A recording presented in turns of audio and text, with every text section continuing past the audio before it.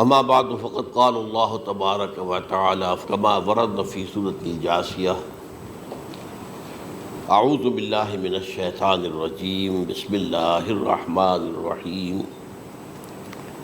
وَإِنَّهُ لَعِلْمٌ لِلسَّاعَةِ فَلَا تَمْتَرُنَّ بِهَا وَاتَّبِعُونِي هَذَا صِرَاطٌ مُسْتَقِيمٌ صدق اللہ العظیم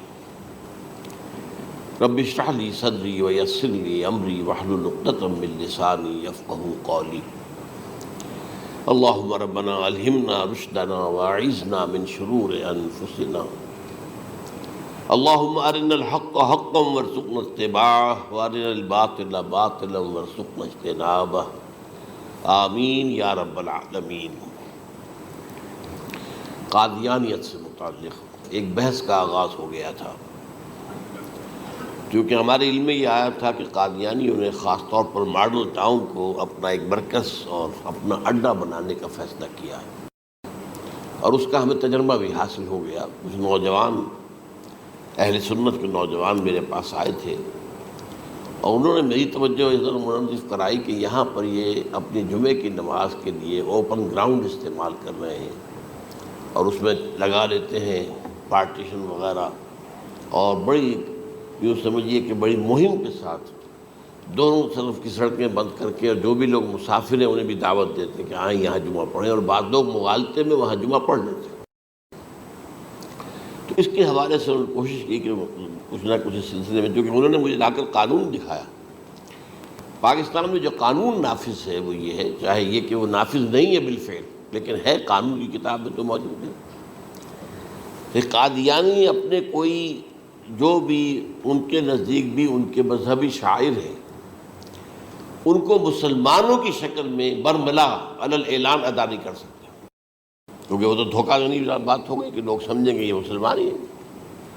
اب جب انہیں، آپ کو معلوم ہے کہ ہماری پوری جو مرکزی جو اسمبلی تھی، نیشنل اسمبلی، اس کے فیصلے کے تحت قرار دیا گیا بالاتفاق کہ قادیانی غیر مسلم ہے، دائرہ اسلام سے خارج ہے۔ یہ تو فیصلہ ہوا پارلیمنٹ کا ایک بڑے پیمانے، بعد میں پھر ضیاء الحق صاحب کے زمانے میں یہ تو ہوا تھا، آپ کو معلوم ہے بھٹو کے زمانے میں، تو ضیاء الحق صاحب کے زمانے میں اسی کی گویا کہ فردر سٹیپ کے طور پر یہ بات طے کی گئی اور قانون بنا دیا گیا کہ وہ اپنی مسجد کو مسجد نہیں کہہ سکتے اور مسجد کی صورت پر نہیں بنا سکتے کہ گزرنے والے کو یہ خیال ہو کہ یہ مسجد ہے۔ اسی طرح وہ اگر کوئی اسلامی شاعر کا ارتکاب کریں گے علی الاعلان تو بھی یہ قابل تعزیر ہے، جرم ہے۔ وہ اپنے کئی احاطوں کے اندر، اپنے گھروں کے اندر جو چاہیں کریں، لیکن کھلے میدان میں آ کر جو شاعر اسلامی باہر، ان لوگوں نے سب کچھ اڈاپٹ تو کر رکھا ہے۔ سب سے بڑی بات تو وہ ہے کہ انہوں نے ایک جھوٹے نبی کا اقرار کیا ہے کہ وہ نبی ہے، اس نے ہمارے درمیان فصیل حائل کر دی ہے۔ اب جو اس کو مانتے ہیں ان کے نزدیک ہم کافر ہیں۔ آپ کو معلوم ہے کہ یہ میں بیان کر چکا ہوں کہ حالانکہ قائد اعظم کا کتنا بڑا احسان تھا کہ چودھری ظفر اللہ خان کو انہوں نے فارن منسٹر بنایا پاکستان کا، لیکن جب ان کا انتقال ہوا ہے قائد اعظم کا تو اس کی جنازے کی نماز میں شریک نہیں ہوا، وہ شخص موجود رہا۔ جو دوسرے ممالک کے سفراء آئے ہوئے تھے، ظاہر بات ہے وہ مسلمان تو نہیں تھے، کوئی عیسائی تھے یا کوئی اور تھے، ہندو تھے، بدھ تھے، جو بھی تھے۔ اب چونکہ قائد اعظم کا انتقال تھا ایک مملکت کے صدر کا، تو وہ لوگ سبھی موجود تھے، لیکن ظاہر ہے کہ وہ نماز میں شریک نہیں ہوئے، وہ مسلمان تو نہیں تھے۔ ان کے ساتھ کھڑا رہا یہ شخص، اس نے یہ بات، اور جب اس سے پوچھا گیا کہ تم شریک کیوں نہیں ہو تو اس نے کہا دیکھو بھائی، مجھے یا تو مسلمان سلطنت کا کافر وزیر سمجھ لو یا کافر سلطنت کا مسلمان وزیر سمجھ لو۔ میرے نزدیک یہ کافر سلطنت ہے، میں اس کا مسلمان وزیر ہوں کیونکہ میں قادیانی ہوں۔ اب تمہارے نزدیک یہ اسلامی مملکت ہے تو میں کافر ہوں، پھر میں اس کی نماز کیسے پڑھوں؟ تو بہرحال ان چیزوں کی وجہ سے جو دھوکہ دینے والا معاملہ ہو گیا، ورنہ کوئی اور لوگ ہوں یہاں پہ، ہمیں ان سے تعارض نہیں ہے۔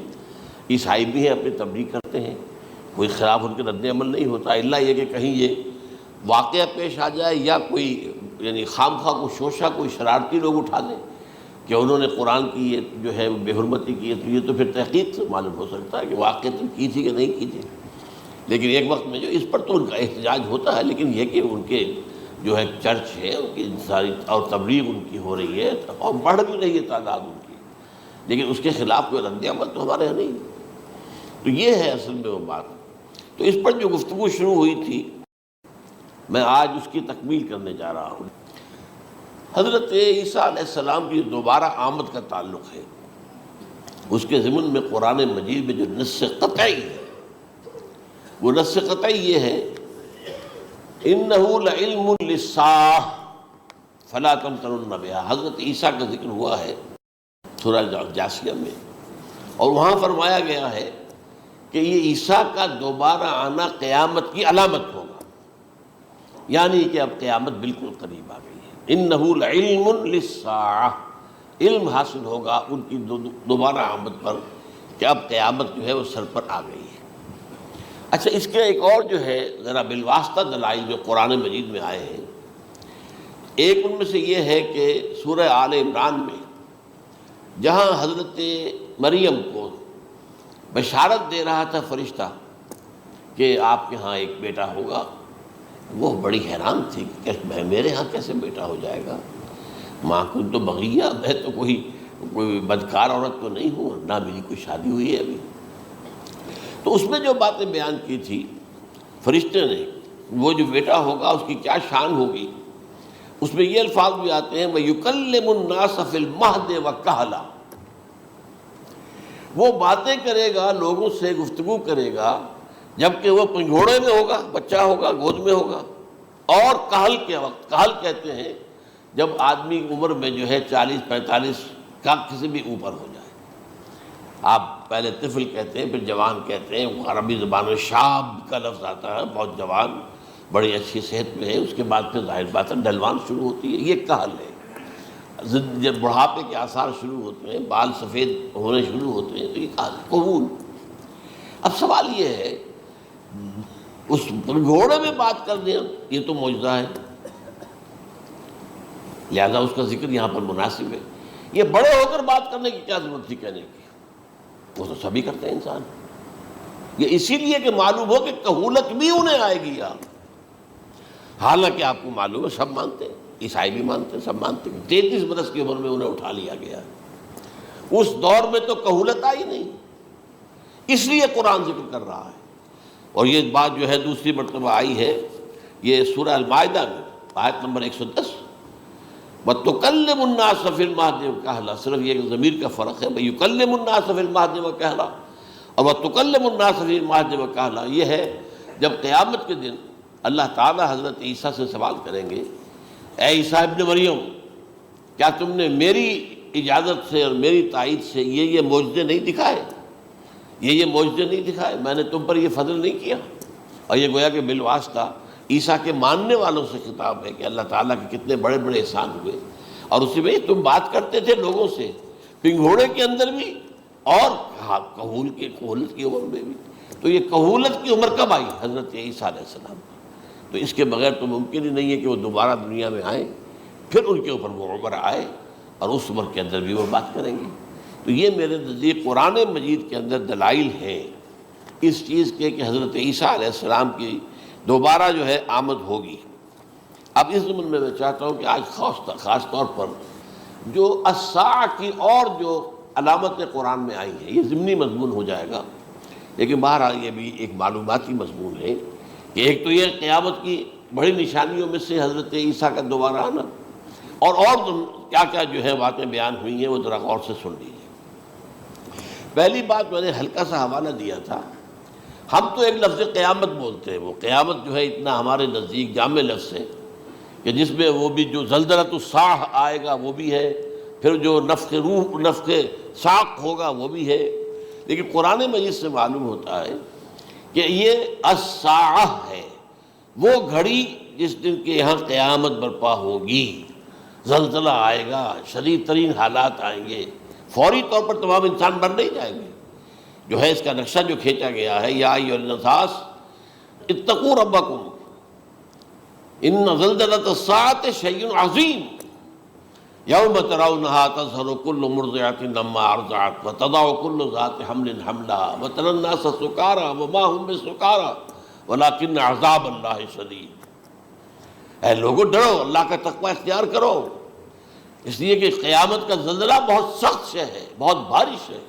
ان زلزلۃ الساعۃ شیء عظیم، جب پہاڑ چل رہے ہوں گے اور جو ہے انسان جو ہیں گے وہ جس طرح پروانے ہوتے ہیں، پتنگے ہوتے ہیں، ایسے اڑ رہے ہوں گے انسان، اور اس میں یہ بھی حال ہوگا کہ لوگ جو ہے ہر جو دودھ پلانے والی ہے وہ اپنے بچے کو بھول جائے گی۔ ظاہر بات ہے کہ اپنی پڑی ہوئی ہے مصیبت، حالانکہ سب سے زیادہ محبوب ترین شے دنیا میں اس سے اونچی محبت نہیں ہو سکتی جو ماں کو اپنے دودھ پیتے بچے سے ہوتی ہے، انہیں بھول جائے۔ تذہب کل مرضعۃ عما ارضعت، اور تمہیں ایسا محسوس ہوگا کہ لوگ کسی نشے کی کیفیت میں ہیں، یعنی وہ بدحواش ہیں، وہ بدحواس ہو گئے، لیکن یہ کہ وما هم بسکارى، اور وہ مدہوش نہیں ہوں گے، ولکن عذاب اللہ شدید۔ تو یہ ہے زلزلۃ الساعہ، وہ ایک خاص وقت جو ہے، ایک خاص گھڑی جس میں کہ یہ ہونا ہے۔ اس کے علاوہ قرآن مجید میں القارعہ، القارعہ والقارعہ وما ادراک ما القارعہ، یوم یکون الناس کالفراش المبثوث وتکون الجبال کالعہن المنفوش۔ اب یہ کیا ہے؟ یہ نقشہ قیامت، یہ الساعہ، القارعہ الساعہ۔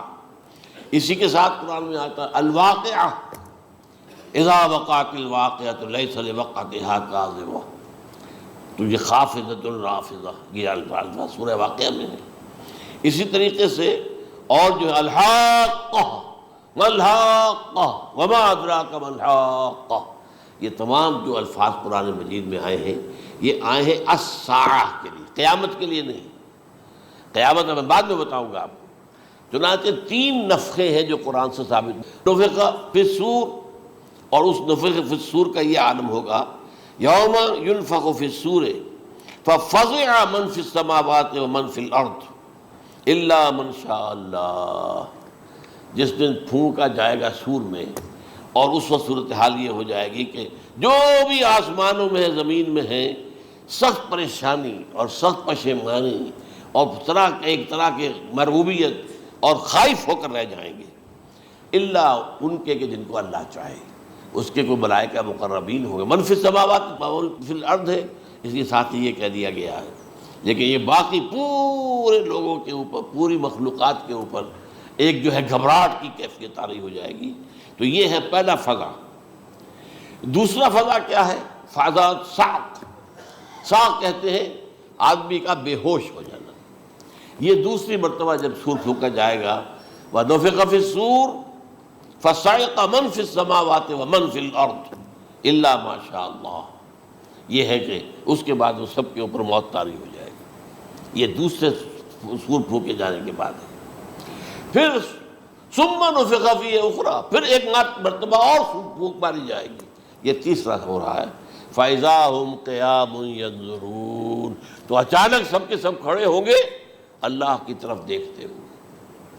اب یہ جو ہے یہ ہے یوم القیامہ، قام یقوم قیامتاً، کھڑا ہونا، کیونکہ اس دن یوم یقوم الناس لرب العالمین، جس دن کے تمام انسان جو ہے کھڑے ہو جائیں گے اپنے رب کے حضور میں، جس کا نقشہ کھینچا گیا ہے اذا دکت الارض دکا دکا وجاء ربک والملک صفا صفا۔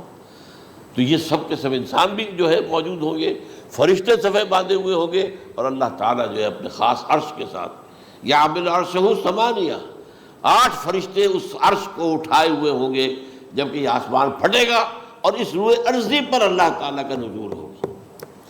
یہ جو ہے ہمارا یوم القیامہ یہاں ہے، یوم القیامہ ہی میں جو فیصلے ہونے یہاں ہونے، قصہ زمین برسر زمین، جو نیکیاں تم نے یہاں کمائی ہیں یا جو بدیاں تم نے یہاں جن کا ارتکاب کیا کا فیصلہ یہاں ہوگا۔ اس کے بعد واللہ عالم کچھ اور بھی چیزیں ہیں، لیکن یہ کہ وہ سب عام طور پر لوگوں کے علم میں نہیں ہے۔ میں نہیں چاہتا کہ خام خواہ کسی نئی بات سے کوئی جو ہے ذہنوں کے اندر کوئی ایک تشکیک پیدا ہو جائے، شبہات پیدا ہو جائے، لیکن یہ چیزیں جو میں نے آپ سے عرض کی یہ از قرآن ثابت ہے، اسی زمین پر اترنا ہے۔ وجاء ربک والملک صفا صفا، یہ سب کے سب آئیں گے، اور ملائکہ، اور اس کے علاوہ جو ہے دوسرے مقامات پر اس کا نقشہ کھینچا گیا ہے، سورۃ الحاقہ کے اندر ہے۔ اللہ کا عرش جو ہے 8 فرشتے اٹھائے ہوئے نیچے اتریں گے۔ تو یہ تمام چیزیں قرآن مجید میں مذکور ہیں، اور یوم القیامہ یہی ہوگا، لیکن وہ ہے یوم القیامہ۔ ہم قیامت کہتے ہیں اس کو جس کو قرآن کہتا ہے الساعہ، الزلزلہ، الحاقہ، القارعہ، الواقعہ، یہ ہے در حقیقت جو پہلا معاملہ ہے کہ اس کے اندر جو ہے فضا ہو جائے۔ اب دیکھیے جو علامات قیامت احادیث میں آئی ہیں وہ میں آج آپ کو سنا رہا ہوں۔ ان کو دو حصوں میں تقسیم کیا جاتا ہے، علامات صغریٰ، علامات کبریٰ۔ چھوٹی نشانیاں جو درجہ بدرجہ درجہ بدرجہ درجہ بدرجہ حاضر سامنے آئیں گے۔ ایک ہے بالکل قیامت سے متصل قبل بڑے جو خرق عادت واقعات ہوں گے وہ آئیں گے۔ اچھا، پہلی چیز کے سلسلے میں حضرت انس رضی اللہ تعالیٰ عنہ سے یہ مروی ہے اور یہ حدیث متفق علیہ ہے۔ پہلی علامت حضور نے بیان کی قیامت کی علامات میں سے، اب میں لفظ قیامت اسی معنی میں بول رہا ہوں جس میں کہ ہم عام طور پر بولتے ہیں۔ آپ نے فرمایا علم اٹھا لیا جائے گا، جہالت کا دور دورہ ہوگا۔ اب یہ کون سا علم اٹھایا جائے گا؟ سائنس کا علم نہیں، دین کا علم۔ آج تو ساری قدر و قیمت جو ہے جس کے لیے دوڑتے ہیں لوگ، لاکھوں روپے کی فیسیں دے کر ایم بی اے ہو رہے ہیں، یہ جو ہے اکاؤنٹنسی کا پاس کر رہے ہیں، یہ سی اے کر لیا ہے، یہ کوئی اور جو ہے فزکس میں کوئی کیمسٹری میں ڈاکٹریٹ کر لی ہے، ڈاکٹر بن گئے تو کیا ہی کہہ رہے ہیں۔ اس لیے کہ بڑی چیز جو پاکستان سے ایکسپورٹ ہوتی ہے وہ ڈاکٹر ہیں۔ جو اتنے بڑے پیمانے پر جو کالج کھلے ہوئے، 3 لاکھ روپے ایک سال کی فیس، 5 لاکھ روپے ایک سال کی فیس، یہ کیوں لیتے ہیں اور کیوں لوگ دیتے ہیں؟ کہ موقع مل جاتا ہے ایم بی بی ایس کر کے۔ امریکہ کے اندر بھی ڈیمانڈ ہے، ان کے ہاں ڈاکٹر جو ہیں جتنے ہونے چاہیے نہیں ہے، لہذا اور بھی بہت سی جگہوں پر ڈیمانڈ ہے۔ تو جس چیز کی مارکیٹ میں ڈیمانڈ ہے وہ علم ہے۔ آج علم کمپیوٹر کا علم ہے یہ، حالانکہ ان میں سے کسی کے اوپر لفظ علم کا اطلاق میرے نزدیک غلط ہے، جہالت ہے۔ علم وہ ہے جو ذہن کو جلا دے، جو سوچ کو جلا دے، روشنی پیدا کرے، دماغی روشنی، وسعت دے، انسان کے فکر کو وسعت دے، اس کے ذہنی جو ہے جو افق ہے اس کو وسیع کرے۔ علم تو وہ ہے جو حقیقت کے کیا علم بھی اس سے عطا فرمائے۔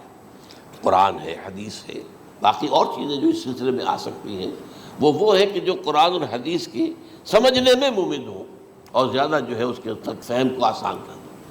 لیکن یہ کہ فرمایا علم اٹھا لیا جائے گا، جہالت کو فروغ ہوگا۔ ظاہر بات ہے ایک ہی بات ہوئی ہے۔ دوسرے نمبر پہ یہ کہ جہالت کو فروغ ہوگا۔ نمبر 3 زنا کثرت سے ہوگا۔ نمبر 4 شراب نوشی عام ہو جائے گی۔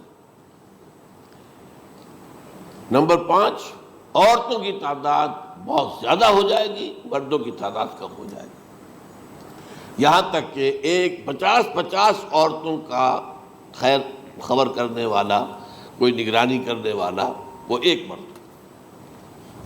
اچھا، یہ تو ہے ایک حدیث جو میں نے آپ کو بیان کر دی، متفق علیہ، یہ بخاری اور مسلم دونوں میں ہے۔ دوسری حدیث بخاری کی ہے، اس کو حضرت ابو ہریرہ رضی اللہ تعالیٰ عنہ نے روایت فرمایا ہے، قیامت آئے گی جب امانت ضائع ہو جائے گی۔ آج ہمارے ہاں امانت کے ضائع ہونے کا جو نقشہ ہے شاید پوری دنیا میں کہیں اور نہیں۔ جس طرح کے غبن یہاں ہوتے ہیں، جس طرح کک بیکس جو ہے وہ لیے جاتے ہیں، اس غریب یعنی قوم غریب ہے لیکن یہاں امیر بہت بڑے بڑے لوگ ہیں، وہ تو دنیا بھر کے ٹاپ کے امیروں کے اندر ان کا شمار ہو جائے گا۔ لیکن یہ کہ یہ سب امیر کیسے بنے؟ غبن بلین آف ڈالرز کا، اب تو اس سے کم کی تو بات ہی نہیں ہوتی۔ فلاں نے اتنے بلین جو ہے پیسے اپنا جو ہے قرضہ معاف کرا لیا۔ بھائی کس نے کیا، کون کرتا ہے معاف؟ یہ کسی کے باپ کی جاگیر ہے؟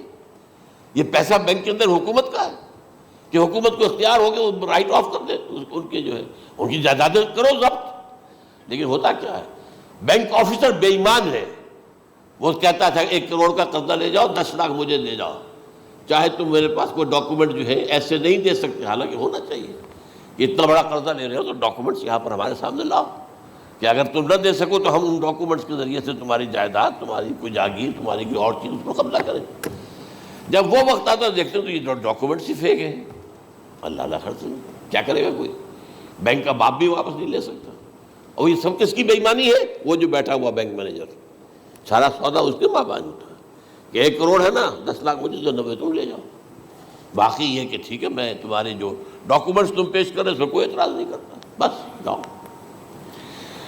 اور نمبر 2، حکومت نااہلوں کے سپرد ہو جائے گی۔ یہ ہے امام بخاری کی روایت کردہ روایت جو حضرت ابو ہریرہ سے۔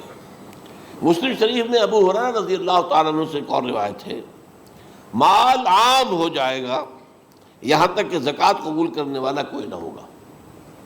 یہ بات وہ ہے جو آج سعودی عرب اور UAE کے اندر آپ کثرت سے دیکھ سکتے ہیں۔ دولت جو ہے وہ ریل پیل، ابھی تھوڑا سا آیا ہے معاملہ خاص طور پر دبئی میں، کیونکہ وہاں بہت زیادہ کنسٹرکشن ہو رہی تھی، تو پوری دنیا میں آپ کو معلوم ہے کہ جو ریئل اسٹیٹ کہلاتا ہے اس کا حال بہت پتلا ہے، لیکن وہاں کے دولت ریل پیل ہے ہر جگہ پر۔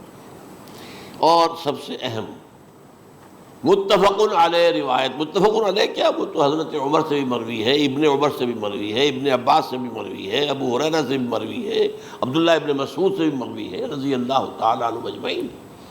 اور یہ وہ حدیث ہے جسے کہا جاتا حدیث جبرائیل، جسے ام السنہ بھی کہا گیا۔ اس میں جو آخری سوال کیا حضرت جبرائیل نے حضور سے، چوتھا، پہلا یہ تھا کہ اسلام کیا ہے مجھے بتائیے، ایمان کیا ہے، اس کی حقیقت کیا ہے یہ مجھے بتائیے، تیسرا احسان کیا ہے یہ بتائیے، چوتھا یہ کہ قیامت کے بارے میں بتائیے کب ہوگی۔ حضور نے فرمایا کہ اس کے بارے میں جس سے سوال کیا جا رہا ہے وہ اس سے زیادہ نہیں جانتا جو کہ سوال کر رہا ہے۔ اب اس کے کئی مفہوم ہو سکتے ہیں کہ بہرحال یا تو حضرت، چونکہ بعد میں معلوم ہوا کہ حضور نے پہچانا نہیں کہ یہ جبرائیل ہے، بلکہ جب سوال جواب ہو کر وہ چلا گیا شخص تو اچانک حضور کے ساتھ ذرا ردو ہو ہی لیا، ذرا بلانا اس کو دوبارہ لانا۔ اب جو دیکھا کہ یہ وجود ہی نہیں اس کا، آسمان نے اس کو چکھ لیا، زمین نے نگل لیا، کیا ہوا ہے؟ پھر آپ نے یہ جبرائیل تھے جو تمہیں تمہارا دین سکھانے آئے تھے جبکہ تم سوال نہیں کر رہے ہو۔ یہ بڑے بیسک کوسچن تھے، اس لیے کہ دنیا کے ہمارا نظام اسلام پر ہے، ایمان پر نہیں ہے، اس لیے کہ ایمان کو ویریفائی کر ہی نہیں سکتے۔ کیسے پتہ ہوگا اس میں ایمان ہے یا نہیں ہے؟ کوئی آلہ نہیں ہے، کوئی الیکٹروکارڈیوگرام ابھی تک ایسا نہیں ہے، کوئی جو ہے اور جو طریقے چل رہے ہیں وہ تو ان کے ذریعے سے یہ تو نہیں معلوم ہو سکتا ایمان ہے کہ نہیں۔ لہذا یہاں کا سارا نظام اسلام پر ہے، شہادت اللہ الہ الا اللہ وان محمد رسول اللہ، پھر ایک نظام بنا دیا، وإقام الصلاۃ وإیتاء الزکوٰۃ وصوم رمضان وحج البیت۔ اس میں بھی یہ ہے کہ اگر کوئی نماز کو نہیں مانتا تو کافر ہوگا، لیکن نماز پڑھتا نہیں ہے تو کافر نہیں ہے، فاسق ہے، فاجر ہے، گناہ گار ہے، کمزور مسلمان ہے۔ اس طرح زکوٰۃ کا منکر ہو جائے گا تو وہ کافر ہوگا، لیکن زکوٰۃ دے نہیں رہا ہے تو یہ گویا کہ گناہ گاری ہے، کمزوری ہے۔ تو اس حوالے سے نوٹ کر دیجئے کہ یہاں کا دنیا کا سارا اسلامی نظام اور سارا کانسٹیٹیوشنل اور لیگل سسٹم جو ہے اسلام کا وہ اقرار باللسان پر ہے، ایمان ہے وہ کہ جس کی بنیاد پر وہاں فیصلے ہوں گے۔ یہاں کوئی شخص مسلمانوں کا بڑا لیڈر ہے، بڑا علامہ ہے، بڑی اس کی قدر و منزلت ہے، اس کے ہاتھ چومے جا رہے ہیں، پاؤں چومے جا رہے ہیں، ہو سکتا ہے وہاں کہا جائے دفع ہو جاؤ، تمہارے دل میں ایمان نہیں تھا، تم نے یہ سب کچھ کیا تھا اس لیے کہ کہا جائے کہ بڑے عالم ہو، اور یہ کہا جا چکا فقط قیل۔ اب یہاں کچھ نہیں ہے تمہارے پاس، پھر فرشتوں کو حکم ہوگا کہ اس کو گھسیٹتے ہوئے جہنم میں ڈال دیں۔ 3 باتیں بیان کی آپ نے، یہی حشر اس کا ہوگا مالدار کا۔ اللہ پوچھے گا میں نے تمہیں بہت مال دیا، تم نے کیا کیا؟ وہ کچھ گنوانا شروع کرے گا، اللہ فرمائے گا جھوٹ بول رہا، قذبت، تم نے یہ خیرات و صدقات اس لیے کیے تھے کہ تمہاری سخاوت کے ڈنکے بج جائے، تعریفیں کی جائے، وہ کی جا چکی ہے، دنیا میں ڈنکا بج گیا، یہاں کچھ نہیں ہوا، وہ نیت دل میں کچھ اور تھی تمہارے۔ میں لیس البر ان تولوا وجوہکم والا قرآن مجید کا سبق ہمارا منتخب نصاب کا نمبر 2 بڑی تفصیل سے بیان کیا۔ یہی معاملہ ہوگا اس عالم کا، اللہ فرمائے گا میں نے تمہیں علم دیا، تم نے، وہ کہے گا میں نے علم پھیلایا لوگوں میں ہدایت کی، جھوٹ بول رہے ہیں، تم نے تو صرف اس لیے کیا تھا، تمہاری نیت یہ تھی کہ بڑا عالم شخص ہے، بڑا فاضل شخص ہے، تو یہ سب کہا جا چکا۔ تو وہاں کا معاملہ جو ہے وہ اسلام پر نہیں ہے۔ یا آپ دکھائیں گے دیکھیے یہ میرا آئیڈینٹی کارڈ، اس پہ اسلام میرا مذہب لکھا ہوا ہے، یا یہ میرا پاسپورٹ ہے، آئیڈینٹیفیکیشن کے لیے دنیا میں عام طور پر یہ چیزیں ہوتی ہیں، کوئی تعلق نہیں۔ آخرت کا معاملہ کسی اور شے پر ہے، وہ تو ایمان دل میں ہے، اور تمہارے تمام جو حرکات ہیں، اعمال ہیں، ان سب کے اندر جب تک کہ اصل جو قوت متحرکہ ہے وہ اللہ کی محبت نہ بن جائے. اخلاص للہ وحب اللہ للہ. اور یہ کہ یہ تمام چیزیں جیسا کہ فرمایا، ایک حدیث بڑی پیاری ہے، ایمان کی تکمیل کی علامت کیا ہے؟ فرمایا من احب للہ وابغض للہ ومنع للہ واعطى للہ فقد استکمل الایمان. جس شخص کے نے محبت جس سے بھی کی، اللہ کے لیے کی، اپنے مفادات کے لیے نہیں، رشتہ داری کی بنیاد پر نہیں. محبت اوپر ہو جائے، رشتہ دار کا حق ہے دو، بیوی کے حقوق ہیں دو، لیکن محبت یہ اللہ کے لیے ہو کہ فلاں شخص سے مجھے محبت اللہ کے لیے. اور اگر نفرت رکھی تو اللہ کی وجہ سے رکھی، اس لیے رکھی کہ وہ اللہ کے دین سے دور ہے، وہ اللہ کے راستے پر نہیں آ رہا ہے، وہ فسق و فجور کی جو ہے زندگی کو آ رہا ہے. اس میں بھی یہ ہے کہ یہ نہیں ہے تعلق قطع کر لو، تعلق قطع کرو گے تو تبلیغ اور اصلاح کا موقع کہاں رہے گا، لیکن دلی محبت نہیں ہوگی اس میں. تو اگر محبت ہے تو اللہ کے لیے، اور نفرت ہے تو اللہ کے لیے. اور کسی کو کچھ دیا ہے تو اس لیے کہ اللہ کا حکم ہے کہ دوں، اور کسی سے کچھ روکا ہے تو اس لیے کہ اللہ کا حکم ہے کہ روکوں، اس کو نہیں دینا ہے. فقد استکمل الایمان، تو اس شخص نے ایمان کی تکمیل کر لی. یہ ہے اصل جو ڈیسائیڈنگ فیکٹر ہے، وہ یہ ہے. اور اس ایمان کی پہلی علامت کیا ہے؟ کیسے معلوم ہو میرے اندر ایمان ہے؟ پہلی علامت سب سے کم تر درجے کا ایمان، اس میں فرمایا گیا اذا اساءت کا سیئۃ وحسنت کا حسنۃ فانت مومن. اگر کوئی اچھا کام کر کے خوشی ہو اور کوئی برا کام ہو جائے تو ملامت ہو، یہ کیا کر بیٹھا، یہ میں نے کیا کیا ہے، یہ مجھے نہیں کرنا چاہیے تھا. یہ اگر احساس ہے نیکی اور بدی کا تو تمہارے اندر ایمان ہے. یہ ایمان ہے ادنیٰ درجے کا. اور وہ ایمان من احب للہ ہے وابغض للہ ہے واعطى للہ ہے ومنع للہ فقد استکمل الایمان. اچھا، یہ جو متفق علیہ حدیث ہے جو حضرت جبرائیل کی ہے، اس میں پھر انہوں نے کہا کہ اچھا اگر آپ مجھے یہ کب ہوگی قیامت نہیں بتا سکتے تو اس کی کچھ علامتیں بتائیے. یہ بڑی عظیم تھا، کیونکہ یہ تو تمام احادیث کے اندر میں نے عرض کیا نا کہ سب سے زیادہ صحابہ سے منقول ہے. اور آپ نے فرمایا کہ جب لونڈی اپنی مالکہ کو جنے گی اور تم دیکھو گے کہ ننگے بدن ننگے پیر بھوکے ننگے بھیڑوں اور بکریوں کو چرانے والے اونچی سے اونچی عمارتیں بنانے میں ایک دوسرے کا مقابلہ کریں گے. اذا تلد الامۃ ربتہا، کیا بانی ہے؟ یہ خاص الفاظ کیوں کہے گئے؟ اولاد والدین کے سامنے دب کر رہتی تھی، کبھی سینہ تان کر بات نہیں کرتے تھے. ٹھیک ہے، کوئی بات آپ مان نہیں سکتے، ابا جان یہ بات تو میں نہیں کر سکتا. یا فرض کیجئے کہ وہ آپ کو کسی نیکی سے روک رہے ہیں، کہ دینی کام سے روک رہے ہیں، ابا جان یہ تو میں نہیں کروں گا، یہ تو دین کا فرض ہے. یہ کہیں آپ، اور ڈٹ کر کہیں اور جمیں اس پر، لیکن یہ کہ کوئی سرکشی کا انداز نہ ہو. ایسا نہ ہو کہ اپنے جناب سینے کو تان کر کے کھڑے ہو جائے، میں نہیں کروں گا، یہ نہیں، یہ غلط ہو جائے.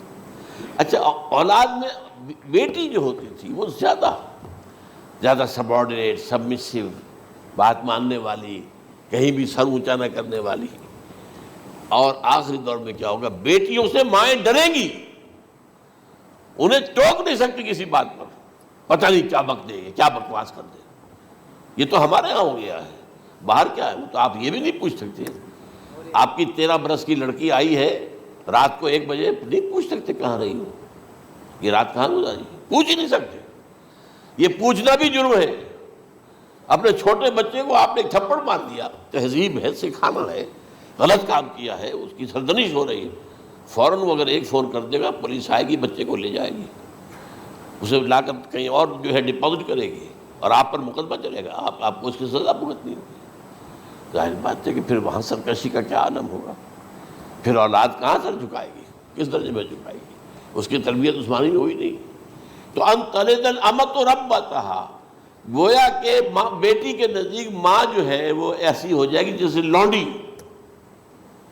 گویا کہ لونڈی نے ایک اپنی مالکہ کو جنم دیا ہے، بیٹی مالکہ بن جائے گی اور ماں جو ہے لونڈی بن جائے گی، اور دولت کے ریل پیل کا ابھرتا دکان، یہ جو بھوکے ننگے اور مفلس، کیا حال تھا 100 برس پہلے، انہیں کھانے کو کچھ نہیں ملتا تھا۔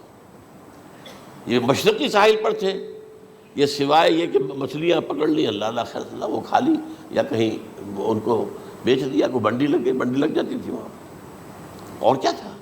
اور مغربی ساحل پہ کیا ہوتا تھا، ساری ان کی معیشت حج کے گرد گھومتی تھی، حاجی آئے ہیں، خریداریاں کر رہے ہیں، اور آپ کو معلوم ہے پوری دنیا سے مال پہلے بھی پہنچتا تھا وہاں، آپ کو جو ہے ہر ملک کے ہر کونے کا پھل وہاں مل جائے گا آج بھی۔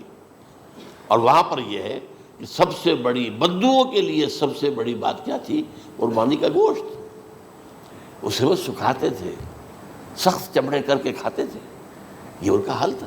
آج جا کر دیکھیے نئے شہر بن رہے ہیں، امریکنز کو کانٹریکٹ دیے جا رہے ہیں، بالکل ماڈرن شہر بنا دو، ایک ایبسلیوٹلی ماڈرن شہر جو ہے، وہ جو مشرقی ساحل کے اوپر جو پہلے سے آرام کو سٹی ہے، امریکن سٹی ہو، اس کے اندر کوئی سعودی بھی داخل نہیں ہو سکتا سوائے جس کے پاس اس سٹی کی طرف سے لائسنس نہ ہو، اور اس کی چار دیواری کے اندر، چار دیواری کیا فصیل کے اندر کہی ہے، جو چاہو کرو، کوئی تم پر پابندی نہیں، ننگے نہاؤ، تالاب ہے نہا رہے، ننگی عورتیں ننگی مردیں نہا رہے، کوئی پوچھنے والا نہیں۔ اب اسی قسم کا ایک سٹی آباد ہونا جا رہا ہے مغربی ساحل پر، جدہ اور ینبوع کے درمیان، اور اس میں اصل میں جتنی بھی دولت ہے جو پیٹرول کی ہے، وہ وہیں پر رکھ لی جاتی ہے امریکہ کے اندر، تاکہ امریکہ جو ہے ایسے ایسے پروجیکٹ بنا کر جب تمہیں دے گا تو اس میں سے پیسے لے گا، وہ نہیں ملتی ان کو واپس۔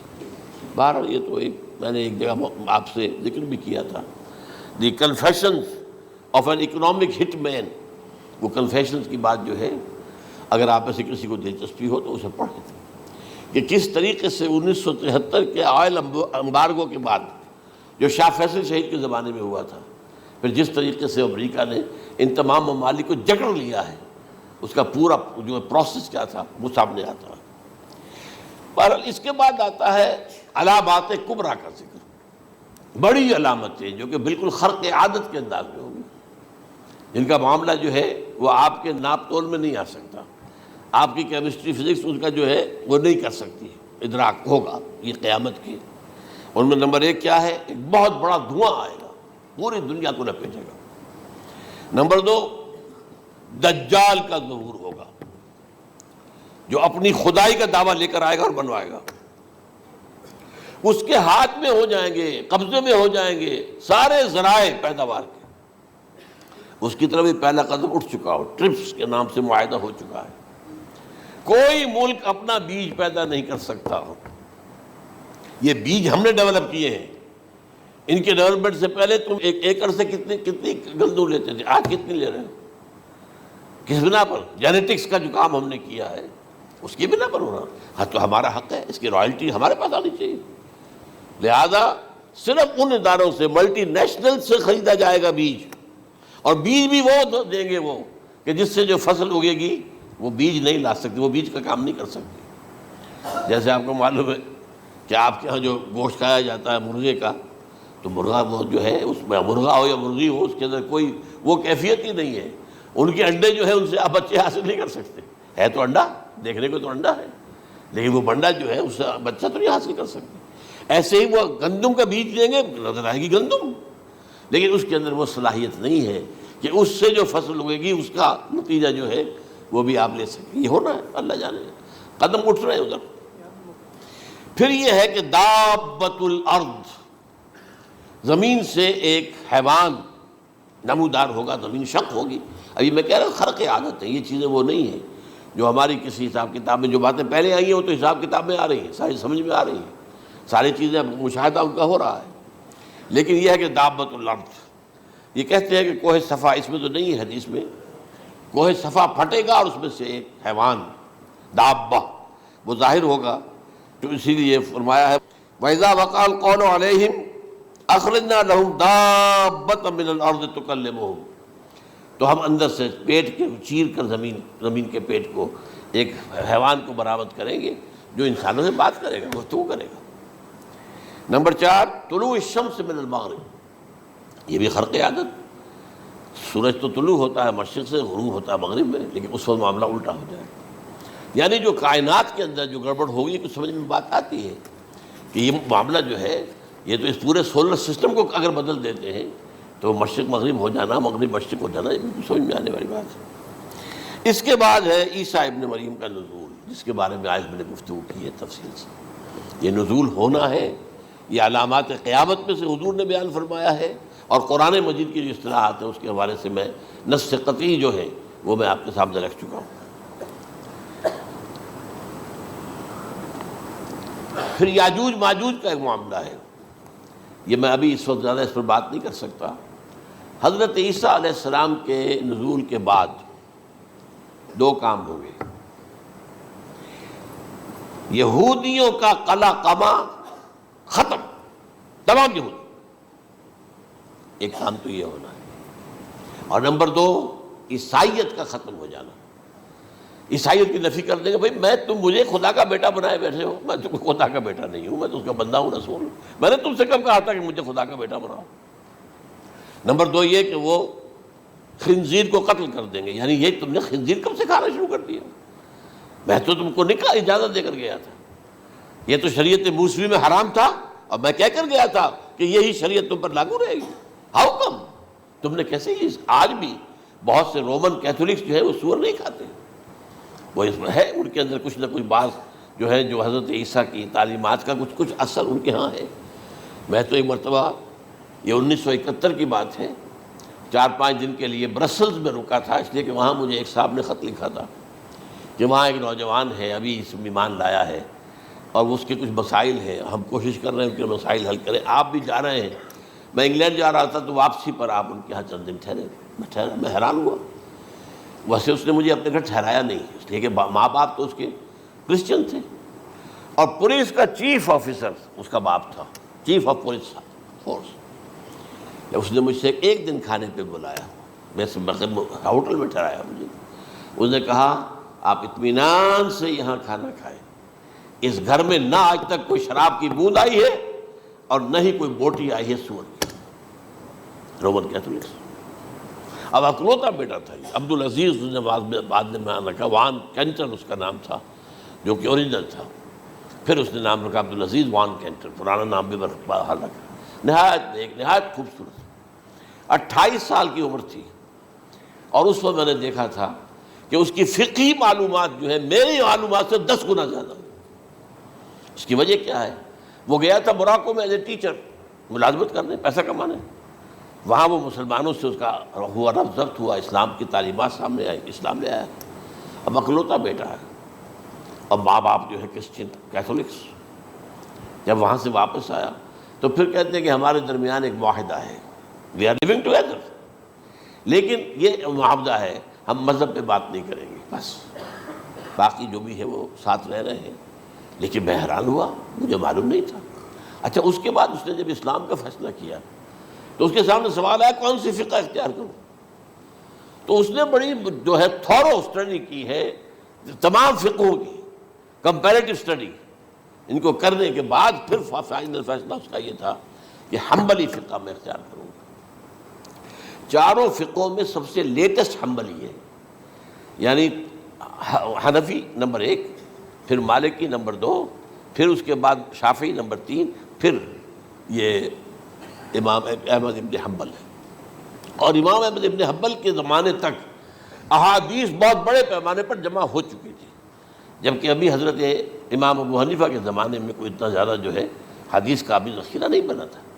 اسی پر تو لوگ حیران ہوتے ہیں کہ زیادہ حدیث امام ابو حنیفہ کے علم میں نہیں تھی، لیکن مجال ہے کہ ان کا کوئی فتویٰ جو ہے کتاب و حدیث کے، کتاب اور سنت کے خلاف ہو، اگرچہ انہوں نے صاف کہا کہ اگر تم پاؤ کوئی ایسی سچی حدیث، پختہ حدیث جو میری کسی رائے کے خلاف ہو تو میری رائے کو دیوار پر دے مارنا اور اس صحیح حدیث کی پیروی کرنا۔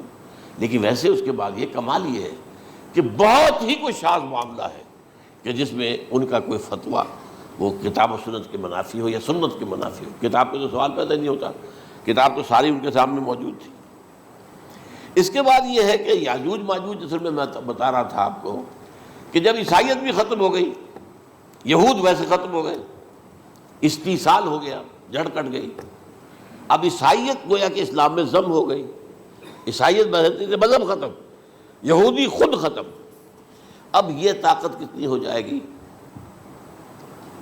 تقریباً 2/3 دنیا آ گئی، تمام اب عیسائی 2 ارب کے قریب ہے، 1 ارب 90 کروڑ ہو گئے، یا مسلمان بھی 1 کروڑ 50-60 لاکھ ہیں، دونوں کو جوڑ لیجیے کتنے ہو گئے؟ 6 ارب کل آبادی ہے۔ لیکن اس کے بعد آتا ہے یاجوج ماجوج کا خروج۔ یہ یاجوج ماجوج میرے نزدیک چائنا اور رشیا ہے، ان کی مجموعی طاقت اتنی ہوگی، اور یہ اس طرح آئیں گے ہر اونچائی پر سے اترتے ہوئے، پھسلتے ہوئے، جیسے 1962 میں جب وار ہوئی تھی بٹوین چائنا اینڈ انڈیا 1962 میں، تو وہ اس وقت کا نقشہ مجھے آج بھی اخبارات میں پڑھتا تھا تو یاد، waves after waves of Chinese soldiers were coming down the slopes of Himalayas. یہ تو وہ ہے نا جن کی تعداد کا کوئی حساب نہیں ہے، اور رشیا اور یہ مل کر جو ہے، میرا اندازہ یہ ہے کہ جب پہلے ملحمۃ العظمیٰ ہوگی وہ عیسائیوں اور مسلمانوں کے درمیان، اس وقت یہ دونوں پاورز نیوٹرل رہیں گی، لیکن غالباً یہ بات طے کر لیں گی کہ ویپنز آف ورلڈ جو ہے ماس ڈسٹرکشن، یہ استعمال مت کرنا، اگر یہ ویپنز آف ماس ڈسٹرکشن استعمال کرو گے تو ہم میدان میں آ جائیں گے۔ اس میں وہ جنگ جب ہو چکے گی، پھر حضرت عیسیٰ کو فتح حاصل ہو جائے گی، اور پھر یہ کہ یہودیت ختم ہو جائے گی، عیسائیت بطور مذہب ختم ہو کر اسلام میں ضم ہو جائے گا، پھر وہ 40 برس کا عہد حکومت ہے حضرت عیسیٰ علیہ السلام۔ لیکن جب یہ فتح ہو جائے گی ان پر، اب یاجوج ماجوج آئیں گے، اور اتنی تعداد میں آئیں گے کہ بحیرہ طبریہ جو ہے اس کا سارا پانی پی جائیں گے۔ یہ تو اگر آپ کو کبھی اندازہ ہو یا کوئی آپ جانیں ان لوگوں کو جو ان چینیوں سے واقف ہیں، وہ کہتے ہیں زمین پر ہلتی ہوئی کوئی چیزوں سے وہ چھوڑی چھوڑ کے کھا جائیں گے۔ جہاں وہ جاتے ہیں ایز اے لیبرر، وہاں کے جو سارے کتے ہیں ختم، ساری بلیاں ختم، ہر شے، وہ جو سانپ کھاتے ہیں، ہر چیز کھاتے ہیں، اور یہ تمام ایسٹرن کنٹریز کے اندر ہوتا ہے، بڑی ڈیلیشس ڈشز ہیں یہ سانپ وغیرہ وغیرہ، اور یہ جس طرح کھا جائے، پانی پی جائے، ایک قطرہ نہیں رہے گا اس پر۔ تو پھر جو ہے اللہ تعالیٰ اس وقت جو ہے اس میں ایک ایسی بیماری پیدا کرے گا، یہ سب مر جائیں گے، یہ معجزے سے ہوگا۔ یعنی ان کے اوپر فتح جو ہے وہ عام لڑائی کے ذریعے سے نہیں ہوگی، بلکہ اس کے اوپر فتح جو ہوگی وہ اللہ تعالیٰ سے ہوگی، ایک بیماری پیدا ہوگی، سب مر جائیں گے، اور اس کے بعد اللہ تعالیٰ ایسے پرندے بھیجے گا بڑی لمبی لمبی گردنوں والے، وہ ان سب کو کھا جائیں گے، جیسے ہمارے ہاں گدھ ہوتے ہیں، وہ ان کو صاف کر دیں گے۔ ورنہ تو یہ ہے کہ پوری دنیا کے اندر جو بدبو اور جو پیدا ہوتا معاملہ اس سے، تو اس نوع انسانی کی بقا ممکن نہیں تھی۔ ان کے خاتمے کے بعد پھر یہ ہوگا کہ حکومت اسلامی جو ہے پوری دنیا میں حضرت مسیح علیہ السلام کی ہوگی۔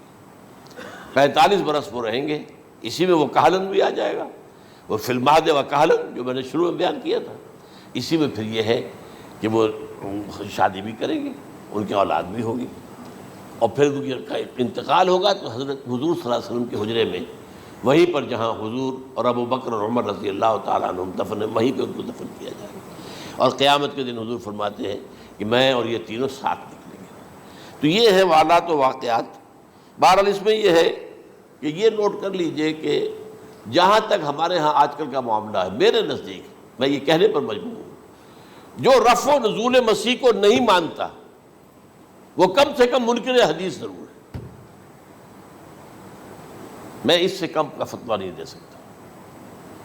اب یہ ہے کہ جو لوگ مہدی کو نہیں مانتے ان کا معاملہ میں مختلف سمجھتا ہوں، چند منٹ لے رہا ہوں آپ کے، اور اس لیے کہ ان کی حدیثیں صحیحین میں نہیں ہیں، بخاری مسلم میں نہیں، اور یہ کہ بہرحال ان کا معاملہ جو ہے وہ ایسا نہیں ہے حضرت عیسیٰ کا۔ حضرت عیسیٰ کے آنے کا جو کچھ ہوگا وہ تو میں نے آپ کے سامنے بیان کر دیا، لیکن یہ ہے کہ حضرت مہدی ہمارے نزدیک اس میں خرق عادت کوئی ہے ہی نہیں۔ جیسے ہر صدی کے مجدد ہوتے ہیں، آخری صدی کے مجدد وہ ہوں گے، اور میرے نزدیک یہی آخری صدی ہے، اور اسی میں حضرت مہدی کا ظہور ہو جانا۔ سعودی عرب میں کوئی خانہ جنگی ہوگی کسی بادشاہ کے انتقال پر، اور پھر اس وقت یہ ظاہر ہوں گے، اس وقت ملک کے حالات کو سنبھالنے کے لیے لوگ ان کو زبردستی نکالیں گے، چھپے ہوئے ہوں گے ایک گھر میں، یہ حضرت ام سلمہ رضی اللہ تعالی عنہ کی روایت ہے کہ ایک بادشاہ کے انتقال پر یہ بخارا جنگی ہو جائے گی اور ایک شخص مدینے سے بھاگ کر مکے میں چھپ جائے گا. یہ تو ہے ان کے الفاظ، میں توجیہ کر رہا ہوں. یہ لوگ ان کی طرف دیکھ رہے ہوں گے کہ یہ جو وقت آیا ہے فتنے کا ہماری قوم پر، ہمارے ملک پر، تو ان کی شخصیت ایسی ہے کہ یہ بیچ میں آئیں، صلح صفائی کرائیں، اور وہ جو ہے اس ذمہ داری سے بچ کر بھاگیں گے اور جا کر مکے میں چھپ جائیں گے. پھر لوگ انہیں تلاش کر کے نکالیں گے اور زبردستی ان کے ہاتھ پر بیعت کریں گے، ورنہ وہ اتنے بڑے منصب کو. اور پھر یہ بھی ہے، ایک حدیث میں آتا ہے یصلحوا فی لیلۃ واحدہ، ایک رات میں ان کی مکمل اصلاح کر دیں گے. یعنی اگر کوئی تھوڑا بہت نقص اور عیب کوئی ہوا بھی، کوئی کمی کوتاہی ہوئی بھی، تو اللہ تعالیٰ ایک رات میں اصلاح کروا دیں. لیکن ہمارے نزدیک اس قدر کوئی خرق عادت ہے ہی نہیں. البتہ جو کہتے ہیں اہل تشیع، وہ خرق عادت ہے کہ ان کے 12ویں امام جو ہے وہ بچپن ہی کے اندر اس خوف سے کہ جو بنو عباس بادشاہ ہیں وہ ان کو قتل کر دیں گے، تو وہ ایک غار میں چھپا دیے گئے. اب وہ 1200 برس سے اس غار کے اندر چھپے ہوئے، اور اس کے بعد وہ ظاہر ہوگی، وہ امام مہدی ہوں گے. اس میں خرق عادت ہے. لیکن میں یہ کہتا ہوں کہ محض خرق عادت کی بنیاد پر ہم اس کی نفی نہیں کریں گے. کیوں؟ کیا ہم یہ نہیں مانتے کہ اصحاب کہف 300 برس تک سوئے رہے؟ یہ کیا عام بات ہے؟ حضرت عزیر علیہ السلام، اللہ نے انہیں موت دی، موت، اور 100 برس کے بعد زندہ کر کے اٹھا لیا. تو خرق عادت حضرت عیسیٰ کو ہم اتنا بڑا خرق عادت مانتے ہیں کہ اٹھا کر آسمان پر، تیسرے آسمان کے اوپر ہیں، موجود ہیں، اب بھی ہیں. شب معراج میں تیسرے آسمان پر حضور کی ملاقات ان سے ہوئی. تو یہ خرق عادت کی بنیاد پر نفی نہیں ہم کرتے. ہو سکتا ہے، لیکن یہ کہ اس کے لیے ہمارے پاس کوئی دلیل نہیں، کوئی احادیث نہیں، کچھ نہیں، اس لیے ہم اس کو نہیں مانتے. البتہ خود وجود جو ہے حضرت مہدی کا، وہ کوئی عجیب بات نہیں ہے. وہ تو جیسے پہلے بھی آئے ہیں ہمارے مجددین، ایسے مجدد ہوں گے اور دین کو تازہ کر دیں گے. ایک صحیح اسلامی ریاست جو ہے وہ عرب میں قائم ہو جائے گی دوبارہ. حضور نے فرمایا وہ عدل اور انصاف سے عرب کو اسی طرح بھر دے گا جیسے کہ وہ اس سے پہلے ظلم اور جور اور زیادتیوں کے سے بھری ہوئی ہوگی. تو یہ کام ہوگا، یہ تو مجدد کا کام ہوتا ہی ہے اس حوالے سے. لیکن بہرحال میں نے پھر بھی کہا کہ اگر احادیث کی کمزوری کی وجہ سے کہ صحیح عین میں نہیں ہے، اگر کوئی شخص انکار کرے تو مجھے کوئی اعتراض نہیں ہے، ٹھیک ہے. لیکن جو حضرت عیسیٰ کے نفع سماوی اور حضرت عیسیٰ کے نزول کا انکار کرتا ہے، وہ کم سے کم، میں انہیں اور آگے کوئی فتویٰ نہیں دیتا کہ وہ کافر ہو گئے یا یہ ہو گئے یا وہ ہو گئے، لیکن منکر حدیث کے لائن میں تو وہ لازمت کھڑے ہو گئے، کیونکہ اتنی واضح اور پکی حدیثیں ہیں حضرت مسیح کے نزول کی.